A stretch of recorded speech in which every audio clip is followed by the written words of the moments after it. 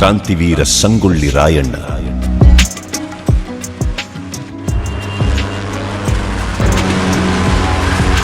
ಈ ಸೈಲೇಜ್ ಹಾಕೋದ್ರಿಂದ ಹಾಲಿನ ಪ್ರಮಾಣ ಜಾಸ್ತಿ ಆಗುತ್ತೆ ಮತ್ತು ಕುರಿ ಮತ್ತು ಮೇಕೆಗಳ ತೂಕಗಳು ಜಾಸ್ತಿ ಆಗುತ್ತೆ.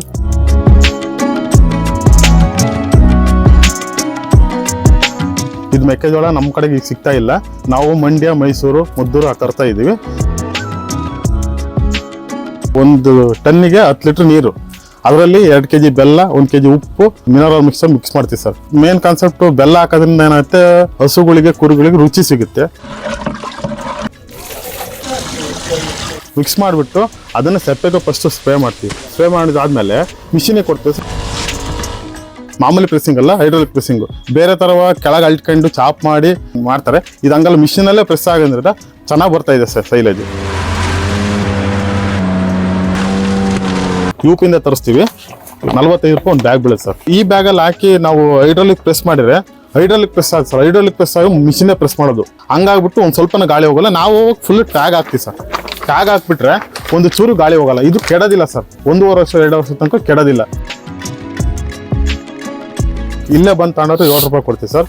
ನಾವು ಡೆಲಿವರಿ ಅಂತಂದ್ರೆ ಕಿಲೋಮೀಟರ್ ಮೇಲೆ ಡಿಪೆಂಡ್ ಮಾಡ್ಕೊಂತೀವಿ. 3 ಟನ್ ಮೇಲೆ ಇದ್ರೆ ಮಾತ್ರ ನಾವು ಹೊರಗಡೆ ಕಳಿಸ್ತೀವಿ. ಈ ಮಾಮೂಲಿ ಅಂದ್ರೆ 2 ಟನ್ ಹೊಡಿದ್ರೆ 100 ಕಿಲೋಮೀಟರ್ ಒಳಗೆ 2 ಟನ್ ಕೊಡ್ತೀವಿ ಸರ್.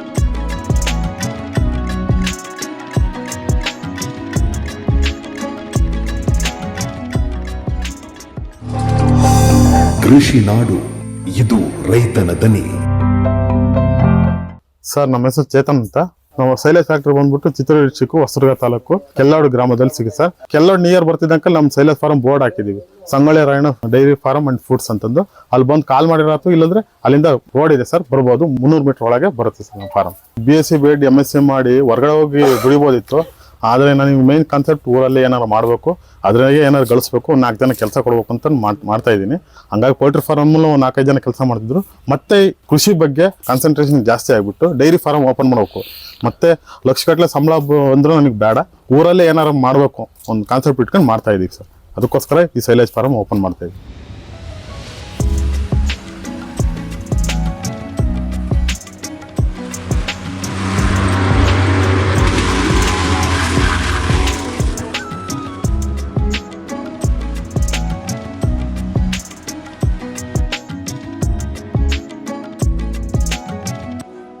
ಸರ್ ಸಂಗೊಳ್ಳಿ ರಾಯಣ್ಣ ಬಗ್ಗೆ ನಮ್ಗೆ ತುಂಬಾ ಅಭಿಮಾನ. ಅವರು ಸ್ವಾತಂತ್ರ್ಯ ಹೋರಾಟಗಾರ ಆಗಿದ್ದರಿಂದ ನಾವು ಹೆಸರಿಡ್ಬೇಕು ಅಂತ ಇಟ್ಟಿದ್ದೀವಿ ಸಂಗೊಳ್ಳಿ ರಾಯಣ್ಣ ಅಂತಂದು. ನಮಗೆ ತುಂಬಾ ಅಭಿಮಾನ ಅವ್ರ ಬಗ್ಗೆ.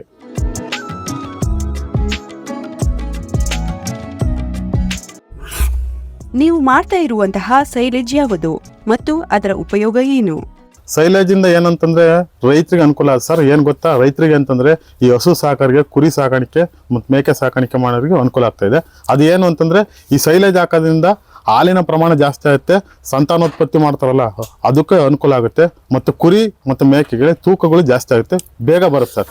ಈಗ 6 ತಿಂಗಳಿಗೆ ಬರೋದು 4 ತಿಂಗಳಿಗೆ ಬರುತ್ತೆ. ಈಗ ಹಸುದು ಅಷ್ಟೇ 10 ಲೀಟ್ರ್ ಇರೋದು 12 ಲೀಟ್ರ್ ಒಂದು 3 ತಿಂಗಳು ಕಂಟಿನ್ಯೂಸ್ ಆಗಿ ಕೊಡ್ತಾ ಹೋದ್ರೆ ಇದು ಸೈಲೇಜ್ನ ಒಂದು ಹಸುಗೆ ಏನೂ ಇಲ್ಲ ಅಂದ್ರೆ 8 ರಿಂದ 10 kg ಕೊಡಬೇಕು ಡೈಲಿ. ಡ್ರೈ ಫ್ರೂಟ್ ಜೊತೆಗೆ ಇದನ್ನು ಕಂಟಿನ್ಯೂ ಮಾಡಿಬಿಟ್ರೆ 3 ತಿಂಗಳಲ್ಲಿ ಹಾಲು ಡೆವಲಪ್ ಆಗುತ್ತೆ ಸರ್. ಆ ಕಾನ್ಸೆಪ್ಟ್ ಇಟ್ಕೊಂಡೆ ಮಾಡ್ತಾ ಇರೋದು. ಇದರಿಂದ ತುಂಬ ಬೆನಿಫಿಟ್ ಇದೆ ಸರ್. ಸೈಲೇಜ್ಗೆ ಮೆಕ್ಕೆಜೋಳವನ್ನ ಏನಕ್ಕೆ ಉಪಯೋಗಿಸ್ತೀರಾ? ಫಸ್ಟ್ ಸೈಲೇಜ್ಗೆ ಪ್ರಮುಖವಾಗಿ ಬೇಕಾಗಿರೋದು ಮೆಕ್ಕೆಜೋಳ ಸರ್. ಇದು ಮೆಕ್ಕೆಜೋಳ ನಮ್ಮ ಕಡೆಗೆ ಈಗ ಸಿಗ್ತಾ ಇಲ್ಲ.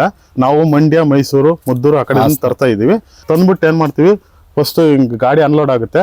ಗಾಡಿ ಅನ್ಲೋಡ್ ಆದ್ಮೇಲೆ ನಾವು 100 ಲೀಟರ್ ನೀರು ಡ್ರಮ್ಮಲ್ಲಿ ಇಟ್ಕೊಂಡ್ಬಿಟ್ಟು ಅದಕ್ಕೆ 1 ಟನ್ನಿಗೆ 10 ಲೀಟರ್ ನೀರು, ಅದರಲ್ಲಿ 2 kg ಬೆಲ್ಲ, 1 kg ಉಪ್ಪು, ಮಿನರಲ್ ಮಿಕ್ಸ್ ಮಾಡ್ತೀವಿ ಸರ್. ಮೇನ್ ಕಾನ್ಸೆಪ್ಟ್ ಬೆಲ್ಲ ಹಾಕೋದ್ರಿಂದ ಏನಾಗುತ್ತೆ, ಹಸುಗಳಿಗೆ ಕುರಿಗಳಿಗೆ ರುಚಿ ಸಿಗುತ್ತೆ ಮತ್ತು ಅವ್ರಿಗೆ ಕ್ಯಾಲ್ಸಿಯಂ ಕಂಟೆಂಟ್ ಇರುತ್ತೆ ಸರ್. ಹಂಗಾಗಿ ಮತ್ತೆ ಸೈಲೇಜ್ ಕೆಡೋದಿಲ್ಲ ಸರ್ ಬೆಲ್ಲ ಹಾಕೋದ್ರಿಂದ. ಮತ್ತು ಉಪ್ಪು ಹಾಕೋದ್ರಿಂದ ಐರನ್ ಕಂಟೆಂಟ್ ಜಾಸ್ತಿ ಇರುತ್ತೆ.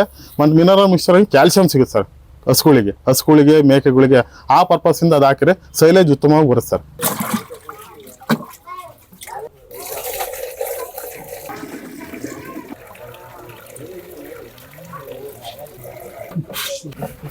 ಮಿಕ್ಸ್ ಮಾಡಿಬಿಟ್ಟು ಅದನ್ನ ಸೆಪ್ಪೆಗೆ ಫಸ್ಟ್ ಸ್ಪ್ರೇ ಮಾಡ್ತೀವಿ. ಸ್ಪ್ರೇ ಮಾಡಿದಾದ್ಮೇಲೆ ಮಿಷಿನಿಗೆ ಕೊಡ್ತೀವಿ. ಸೊ ಮಿಷಿನ್ ಇದು ಹೆಂಗೆ ಅಂತಂದ್ರೆ ಬ್ರೆಜಿಲ್ ತಂತ್ರಜ್ಞಾನ ಇರೋ ಸರ್ ಮಿಷಿನ್ ಇದು. ಆದ್ರೆ ಇದನ್ನು UP ತಂದ್ಬಿಟ್ಟು ಫಿಟ್ಟಿಂಗ್ ಮಾಡ್ತಾರೆ ಅಸೆಂಬ್ಲಿ. ಆಮೇಲೆ ಇದು ಮೇನ್ ಇದೊಂದು ವಿಧಾತ ಕಂಪ್ನಿದು. ಇದೊಂದು ಒಳ್ಳೆ ಪರ್ಪಸ್ ಅಂತಂದ್ರೆ ಹೈಡ್ರಾಲಿಕ್ ಪ್ರೆಸ್ಸಿಂಗ್ ಸರ್. ಬೇರೆವೆಲ್ಲವ ಸೈಲೇಜ್ ಮಾಡ್ತಾರಲ್ಲ ಅದು ಬೇಲ್ ಅಂತ ಮಾಡ್ತಾರೆ, ಅದು ಎಲ್ಲ ಚಾಪ್ ಮಾಡಿಬಿಟ್ಟು ಕೆಳಗೆಲ್ಲ ಅಳ್ಕೊಂಬಿಟ್ಟು ಅದು ಮಾಡ್ತಾರೆ. ಅದರಿಂದ ಅನುಕೂಲ ಇಲ್ಲ.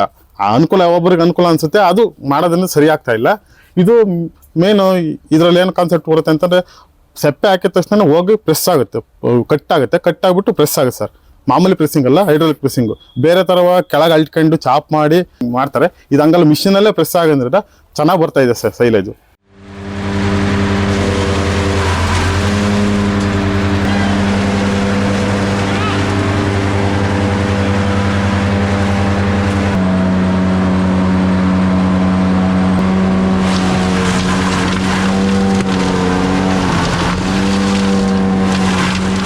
ಒಂದು ಹಸುಗೆ 8ರಿಂದ 10 kg ಇನ್ನೊಂದು ಸೈಲೇಜ್ ಕಂಟಿನ್ಯೂ ಹಾಕ್ಬೇಕು ಸರ್. ಅದು ಒಣ ಹುಲ್ಲು ಜೊತೆಗೆ ಇದನ್ನು ಹಾಕಿದ್ರೆ ಅನುಕೂಲ ಇದೆ ಸರ್. ಅದು ಏನಕ್ಕೆ ಅಂತಂದರೆ ಡೈರಿಯಿಂದ ಬೇರೆ ತರ್ತಾರೆ ಬೂಸ ಹಿಂಡಿ, ಅದು ಜಾಸ್ತಿ 1 kg 24 ರೂಪಾಯಿ 25 ರೂಪಾಯಿ ಆಗುತ್ತೆ.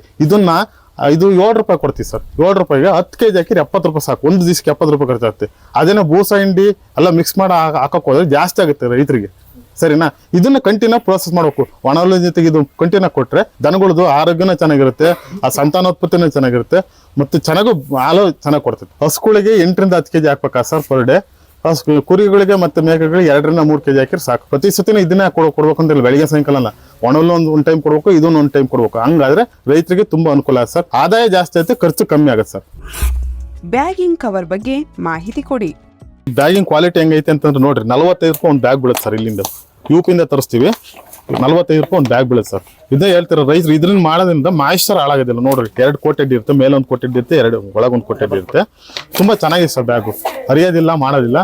1.5 ವರ್ಷ 2 ವರ್ಷ ತನಕ ನಾವು ಸೈಲೇಜ್ ಕೊಡು. ಈ ಬ್ಯಾಗಲ್ಲಿ ಹಾಕಿ ನಾವು ಹೈಡ್ರಾಲಿಕ್ ಪ್ರೆಸ್ ಮಾಡಿದ್ರೆ ಹೈಡ್ರಾಲಿಕ್ ಪ್ರೆಸ್ ಆಗುತ್ತೆ ಸರ್. ಹೈಡ್ರಾಲಿಕ್ ಪ್ರೆಸ್ ಆಗಿ ಮಿಷಿನೇ ಪ್ರೆಸ್ ಮಾಡೋದು. ಹಂಗಾಗ್ಬಿಟ್ಟು ಒಂದು ಸ್ವಲ್ಪನ ಗಾಳಿ ಹೋಗಲ್ಲ. ನಾವು ಫುಲ್ ಟ್ಯಾಗ್ ಹಾಕ್ತೀವಿ ಸರ್. ಟ್ಯಾಗ್ ಹಾಕ್ಬಿಟ್ರೆ ಒಂದು ಚೂರು ಗಾಳಿ ಹೋಗಲ್ಲ. ಇದು ಕೆಡೋದಿಲ್ಲ ಸರ್. 1.5 ವರ್ಷ 2 ವರ್ಷ ತನಕ ಕೆಡೋದಿಲ್ಲ. ಹೆಂಗಿಟ್ಟಿರುತ್ತೆ ಹಂಗೆ ಇರುತ್ತೆ. ಇನ್ನು ವಾಸನೆ ತುಂಬಾ ಚೆನ್ನಾಗಿ ಬರ್ತಾ ಇರುತ್ತೆ ಸೈಲೇಜ್ ತೆಗಿತೀನಿ. ಮತ್ತೆ ದನಗಳು ಕುರಿಗಳು ಇಷ್ಟಪಟ್ಟು ತಿಂತ ಸರ್. ಇದು ಈ ಮಿಷಿನ್ ಇನ್ನೊಂದು ಹೇಳ್ತೀನಿ ಅಂತಂದ್ರೆ 5 ml ಬೇಕಾದ್ರೂ ನಾವು ಚಾಪ್ ಮಾಡ್ಕೊಡ್ತೀವಿ, 13 mm ಬೇಕಾದ್ರೂ ಚಾಪ್ ಮಾಡ್ಕೊಡ್ತೀವಿ ಸರ್. ಇದು ಸ್ಪೆಷಾಲಿಟಿ. ವಿದಾತ್ ಕಂಪ್ನಿ ಅದೊಂದು ಮಾಡ್ಕೊಟ್ಟಿದ್ದಾರೆ. 60-65 kg ತನಕ ಬರುತ್ತೆ. ಹೈಡ್ರಾಲಿಕ್ ಫುಲ್ ಚೆನ್ನಾಗಿ ಪ್ರೆಸ್ಸಿಂಗ್ ಹಾಕಿದ್ರೆ 70 kg ತನಕ ಬರುತ್ತೆ ಸರ್.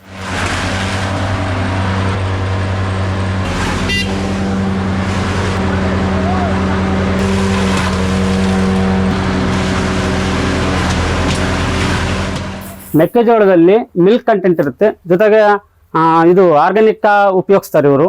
ನೇರವಾಗಿ ನಾವು ನೋಡಿದೀವಿ, ಕಣ್ಣಾರೆ ನೋಡಿ ನಾವು ಪರ್ಚೇಸ್ ಮಾಡ್ತಾ ಇದೀವಿ. ಆಮೇಲೆ ಸ್ಟಾಕ್ ಇರಲ್ಲ ಇವ್ರ ಹತ್ರ.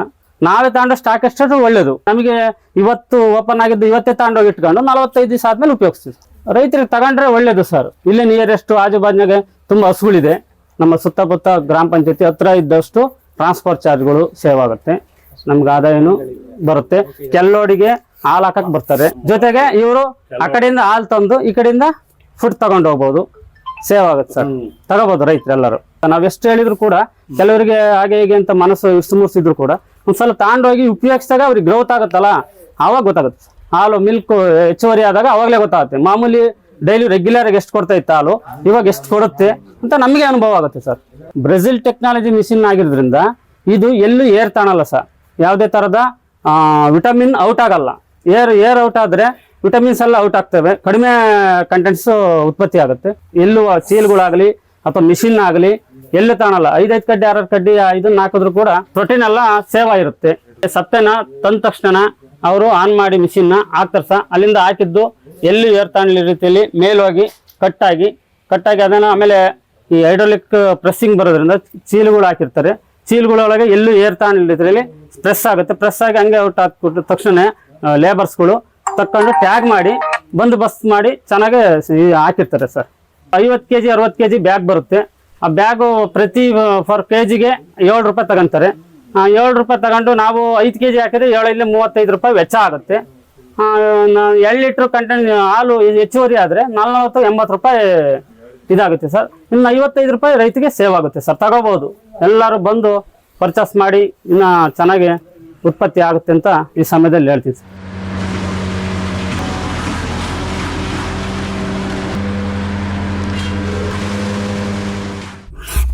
ನೀವು ಮಾಡುವ ಸೈಲೇಜ್ಗೂ ಬೇಲ್ ಸೈಲೇಜ್ಗೂ ಇರುವಂತಹ ವ್ಯತ್ಯಾಸ ಏನು? ಈ ಸೈಲೇಜ್ ಬೇಲ್ ಸೈಲೇಜ್ಗೆ ಏನು ವ್ಯತ್ಯಾಸ ಅಂತಂದ್ರೆ, ಇದು ಬ್ಯಾಗಲ್ಲಿ ಮಾಡ್ತೀವಿ, ಅದು ಪ್ಲಾಸ್ಟಿಕ್ ಕವರ್ ಅಲ್ಲಿ ರೌಂಡ್ ತರ ಮಾಡ್ತಾರೆ. ಅದು ಚಾಪಿಂಗ್ ಮಾಡ್ಬಿಟ್ಟು ನೆಲದಲ್ಲೆಲ್ಲ ಅಲ್ಟ್ಕೊಂಡ್ಬಿಟ್ಟು ಅದಕ್ಕೆ ಸ್ಪ್ರೇ ಮಾಡಿ ತುಳಿದಾಡೋದು ಪಳದಾಡೋ ಆಗುತ್ತೆ ಸರ್. ಅದು ಮತ್ತೆ ಸ್ಪ್ರೇ ಮಾಡ್ತಾರೆ, ತುಂಬಿ ಕವರ್ ಮಾಡ್ತಾರೆ. ಅದನ್ನ ಒಂದ್ಸತಿ ಓಪನ್ ಮಾಡಿದ್ರೆ 4 ದಿವಸದಿಂದ 5 ದಿವಸದೊಳಗೆ ಕಂಪ್ಲೀಟ್ ಮಾಡ್ಬೇಕು ಬೇಲಿಂದ. ಆದ್ರೆ ಇದು ನಮ್ಮಲ್ಲಿ ಚಾಪ್ ಮಾಡೋದು ಏನಂತಂದ್ರೆ, ಇದು ಡೈರೆಕ್ಟ್ ಮಿಷಿನ್ ಇಂದ ಪ್ರೆಸ್ ಆಗುತ್ತೆ, ಹೈಡ್ರಾಲಿಕ್ ಪ್ರೆಸ್ ಆಗುತ್ತೆ. ಟ್ಯಾಗ್ ಹಾಕಿರ್ತೀವಿ, ಟ್ಯಾಗ್ ಬಿಚ್ಬಿಟ್ಟು ಅವ್ರಿಗೆ ಎಷ್ಟು ಪ್ರಮಾಣದಲ್ಲಿ ಬೇಕು ಅಷ್ಟು ಪ್ರಮಾಣ ಉಪಯೋಗಿಸ್ಕೋಬೋದು. ಮತ್ತೆ ಹಂಗೆ ತಗೊಂಡು ಟ್ಯಾಗ್ ಹಾಕ್ಬೋದು. ಬೇಕಾದ್ರೆ 1 ತಿಂಗಳಲ್ಲ 6 ತಿಂಗಳ ತನಕ ಇಟ್ಟರೆ ಕೆಡೋದಿಲ್ಲ ಸರ್. ನೇಪಿಯರ್ ಮತ್ತು ಮೆಕ್ಕೆಜೋಳದ ಸೈಲೇಜ್ಗೂ ಇರುವಂತಹ ವ್ಯತ್ಯಾಸ ಏನು? ನೇಪಿಯರ್ ಅಲ್ಲಿ ಮಾಡಿಬಿಟ್ರೆ ಅದು ಬರೀ ನೀರಿನ ಅಂಶ ಜಾಸ್ತಿ ಇರುತ್ತೆ ಅಷ್ಟೇ, ಅದರಲ್ಲಿ ಏನು ಉಪಯೋಗ ಇರಲ್ಲ. ಅದ್ರ ಪ್ರೋಟೀನ್ ಇರಲ್ಲ, ವಿಟಮಿನ್ ಏನಿರಲ್ಲ. ಈ ಮೆಕ್ಕೆಜೋಳದಲ್ಲಿ ಮಾಡೋದ್ರಿಂದ ಅದು ತೆನೆ ಇರುತ್ತಲ್ಲ ಸರ್, ಅದೇ ಮೇಯ್ನು.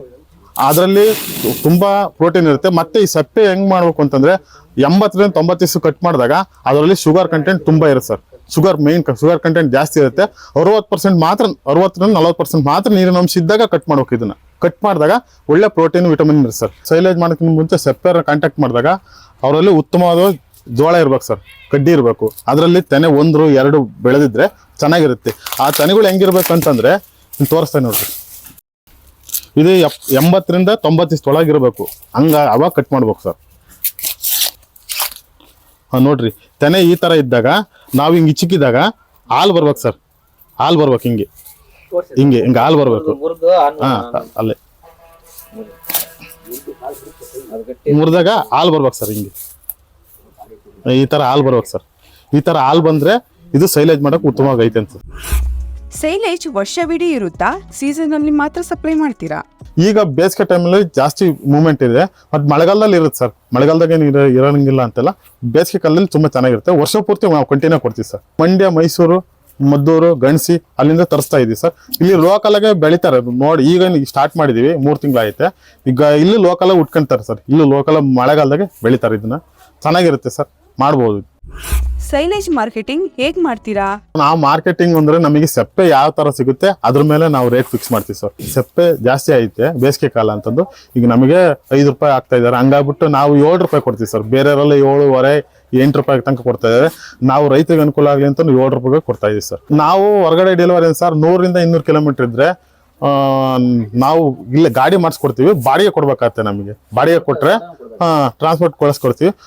200 ಕಿಲೋಮೀಟರ್ ಇದ್ರೆ 2 ಟನ್ ಅಂತ ಕಳಿಸ್ತೀವಿ. 300 ಕಿಲೋಮೀಟರ್ ಮೇಲೆ ಆದ್ರೆ ಅವ್ರು ಮಿನಿಮಮ್ 3 ಟನ್ ಮೇಲೆ ಹೇಳಿದ್ರೆ ಮಾತ್ರ ಕಳಿಸ್ಕೊಡ್ತೀವಿ ಸರ್. 300 ಬೇರೆ ಎಲ್ಗಾರಾಗ್ಲಿ, ಬೆಂಗಳೂರು, ಮಂಗಳೂರು, ಗೋವಾ ಎಲ್ಲ ಆರ್ಡರ್ ಬರ್ತಾ ಇದಾವೆ. 3 ಟನ್ ಮೇಲೆ ಇದ್ರೆ ಮಾತ್ರ ನಾವು ಹೊರಗಡೆ ಕಳಿಸ್ತೀವಿ. ಈ ಮಾಮೂಲಿ ಅಂದ್ರೆ 2 ಟನ್ ಹೊಡಿದ್ರೆ 100 ಕಿಲೋಮೀಟರ್ ಒಳಗೆ 2 ಟನ್ ಕೊಡ್ತೀವಿ. ಸೈಲೇಜ್ ಮಾಡ್ತಾ ಇದೀವಲ್ಲ, ಇದನ್ನ ಟ್ರಾನ್ಸ್ಪೋರ್ಟೇಷನ್ ಕೊಡ್ತೀವಿ. ಆದ್ರೆ ನಮ್ದು ಓನ್ ವೆಹಿಕಲ್ ಇಲ್ಲ. ನಮ್ದು ಪರ್ ಕೆಜಿಗೆ ಇಲ್ಲೇ ಬಂದು ತಗೊಂಡ್ರೆ 7 ರೂಪಾಯಿ ಕೊಡ್ತೀವಿ ಸರ್. ನಾವು ಡೆಲಿವರಿ ಅಂತಂದ್ರೆ ಕಿಲೋಮೀಟರ್ ಮೇಲೆ ಡಿಪೆಂಡ್ ಮಾಡ್ಕೊಂತೀವಿ. ಬೆಂಗಳೂರು ಅಂತ 300 ಕಿಲೋಮೀಟರ್ ಇರುತ್ತೆ. ಮಿನಿಮಮ್ 3 ಟನ್ ಮೇಲೆ ತಗೊಂಡ್ರೆ ನಾವು ಕಳಿಸ್ಕೊಡ್ತೀವಿ. ಅದು ಗಾಡಿ ಮೇಲೆ ಮಾತಾಡ್ತೀವಿ, ಎಷ್ಟಾಗುತ್ತೆ ಟ್ರಾನ್ಸ್ಪೋರ್ಟ್ ಚಾರ್ಜ್ ಕೇಳ್ಕೊಂತೀವಿ, ಅದ್ರ ಮೇಲೆ ಕೊಡ್ತೀವಿ. ಮಿನಿಮಮ್ ಒಂದು 9 ರೂಪಾಯಿ ಬೀಳ್ತೀವಿ 300 ಕಿಲೋಮೀಟರ್ ಮೇಲಾದ್ರೆ. ಮಿನಿಮಮ್ ಅಂದ್ರೆ ಇಲ್ಲಿ ಸ್ಪಾಟ್ ಅಲ್ಲೇ ನಾವು ಏನಾರಾಗಲಿ 7 ರೂಪಾಯಿ ಕೊಡ್ತೀವಿ ಸರ್. ಇಲ್ಲಿ ಈ ಸ್ಪಾಟ್ ಅಲ್ಲಿ ಈಗ ಕರೆಂಟ್ ರೇಟ್ ಇರೋದು 7 ರೂಪಾಯಿ ಕೊಡ್ತಾ ಇದೀವಿ. ರೈತರಿಗೆ ನಾವು ವರ್ಷ ಪೂರ್ತಿ ಕಂಟಿನ್ಯೂ ಕೊಡ್ತೀವಿ. ಅವ್ರಿಗೆ ಎಷ್ಟು ಟನ್ನಾರ ಆಗ್ಲಿ, ಯಾವಾಗಾರ ಫೋನ್ ಮಾಡ್ಲಿ, ನಾವು ಕೊಡ್ತಾ ಇರ್ತೀವಿ. ನಾವು ಆ ಸೇವೆ ಅಂತೂ ನಿರಂತರ ನಿಲ್ಸೋದಿಲ್ಲ, ವರ್ಷ ಪೂರ್ತಿ ಮಾಡ್ತೀವಿ. ಬೇಸಿಗೆ ಕಾಲ ಈಗ ಚೆನ್ನಾಗೈತೆ ಅಂತ ಇಲ್ಲ, ವರ್ಷ ಪೂರ್ತಿ ನಾವು ಮಾಡ್ತಾ ಇದೀವಿ ಸರ್. ಕೃಷಿ ನಾಡು, ಇದು ರೈತನ ದನಿ.